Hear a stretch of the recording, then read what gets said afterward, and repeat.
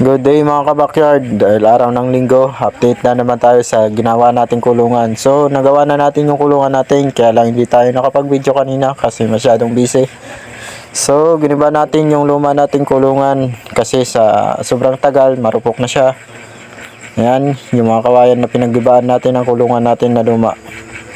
Ayan mga kabakyard, so yun yung kulungan natin, nasa gilid, tapos na. Ginawa natin yan kaninang umaga, kaya lang hindi tayo nakapag-video kasi busy, kasi mahirap mag-video. So ayan, tapos na yung kulungan natin na ginawa mga kabakyards. Yan yung update natin sa ating kulungan, buo na siya. So yung mga nilagay natin, yung mga pinaglumaan natin yero at saka yung trapal na galing sa kulungan natin na giniba. So yan, yung mga giniba natin. May panggato nang naman tayo mamaya.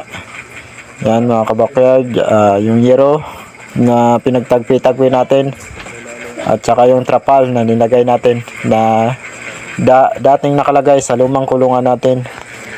So ayan mga kabakyard, yung sa kabila wala pang laman, pero yung sa kabila may laman na.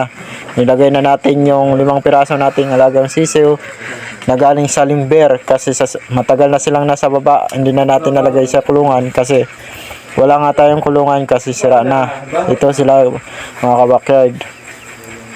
Yan yung 5 nating pirasong alagang sisiw. So yung iba hindi pa na natin nalagay, yung siguro nasa 8 piraso yung sisiw na yun, hindi pa natin na ilalagay sa kabila. Pag hindi na tayo busy, saka natin ilalagay yung ibang sisiw na yun.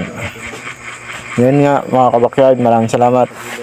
Tsaka yan, nilagay na natin ng tabon takip sa gilid ng kulungan.